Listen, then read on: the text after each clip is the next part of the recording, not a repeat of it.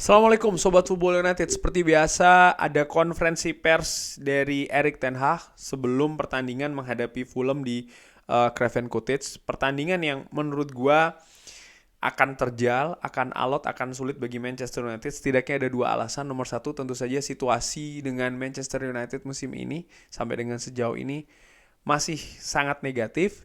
Yang kedua, ya kalau kita ingat bagaimana situasi musim lalu, di mana Manchester United memang berhasil meraih 3 poin, tapi itu juga harus menunggu sampai dengan menit akhir bagaimana Alejandro Garnacho ya kan yang mencetak gol kemenangan. Nah, sebelum pertandingan menghadapi Fulham ini di konferensi pers, Erik ten Hag memberikan ya kabar dan juga pendapat dari berbagai macam situasi ataupun juga topik ya. Pertama adalah kabar dari tim. Erik ten Hag mengatakan kalau Rafael Varane ini siap untuk dimainkan, dia akan melakukan perjalanan bersama dengan skuad.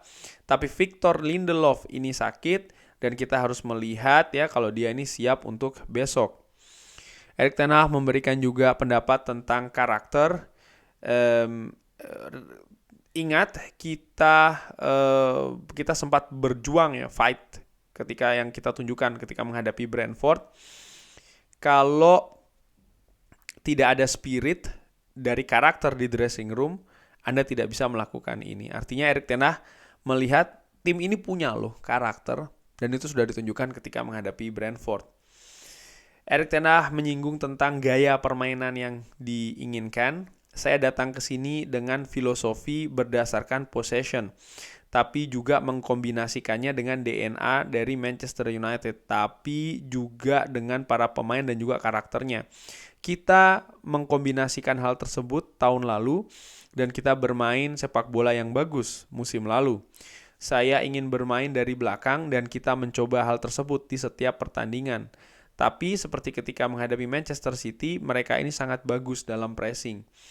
Jadi ini merupakan ada situasi yang bagus ya untuk melakukan direct football atau sepak bola secara langsung. Kita ingin melakukan pressing lalu melakukan direct. Tapi kita juga memiliki pemain yang juga bagus tentang hal tersebut. Ya, bagaimana ya? Gaya permainan ini juga harus disesuaikan dengan tim lawan. Ada beberapa keputusan yang diberikan tanda tanya, termasuk gue yang mempertanyakan kurang lebih. Tapi gue juga melihat bagaimana komponen dari skuad Manchester United, di mana banyak bolong-bolongnya nih kalau dibandingkan dengan musim lalu. Kalau seandainya kita ingin memberikan seperti kayak apa ya, standar permainan dari Manchester United adalah tahun lalu, ya dengan situasi yang saat ini sangat sulit menurut gue karena banyak sekali komponen tim yang tidak tersedia dari lini belakang, juga dari lini tengah, dan ini paling tidak memberikan kesulitan ya kan bagi tim itu untuk mempraktekkan sepak bola yang dilakukan musim lalu. Yes, memang betul ada pemain-pemain baru, tapi jangan lupa pemain baru juga mungkin adaptasinya belum maksimal ya. Dalam hari ini adalah Mason Mount, termasuk juga Rasmus Højlund, dihadapkan dengan situasi pemain inti dari musim lalu juga ya itu tadi ya, banyak yang absen. Tapi kita lihat saja, semoga segera bisa kembali. Tidak ada gaya mengenai kritik. Erik ten Hag mengatakan saya tidak ingin mengatakannya dengan demikian, itu terlalu keras, tapi maksudnya ini jelas, tapi hanya saja eksekusinya tidak di sana. Di beberapa momentum ketika kita masuk, kita ini melakukan banyak sekali pergantian. Kita tidak bisa menyusun di pertandingan yang sama di setiap waktu yang sama. Kita harus berganti. Kita kehilangan banyak pemain di lini belakang. Dan setiap kali kita harus melakukan penyesuaian, ini tidak membantu di hal-hal rutin. Ya, sepakat gue, memang cedera yang luar biasa banyak di awal musim ini salah satu faktor besar sih. Kenyataannya demikian ya, dengan memberikan kesulitan bagi Manchester United. Walaupun ada penyesuaian, tapi penyesuaian tersebut juga memberikan konsekuensi di posisi lain. Contoh nih, ketika Victor Lindelof ditempatkan di bek kiri, ketika Sofyan Amrabat ditempatkan di bek kiri, maka akan ada kekosongan juga di posisi-posisi lain, di posisi-posisi yang mereka tempati gitu loh. Sehingga ya ini itu baru contoh saja dari 2 posisi. Sementara yang absen banyak juga kan di posisi-posisi lain dan juga pemain-pemain lain. Erik ten Hag memberikan pendapat atau keterangan tentang mood dari pemain. Para pemain ini sangat positif. Mereka ingin memperbaiki hal tersebut dan kita tahu standar di sini. Kita harus bisa menyamai hal tersebut setiap hari. Kita memiliki 2 kemunduran, tapi kita akan berjuang balik. Dressing room sangat kuat, staff sangat kuat, dan manajernya di sini juga kuat. Wah, ini penekanan yang bagus. Apakah pertandingan menghadapi Fulham ini situasi harus menang? Saya tidak pernah berpikir skenario tersebut. Kita harus menang setiap pertandingan.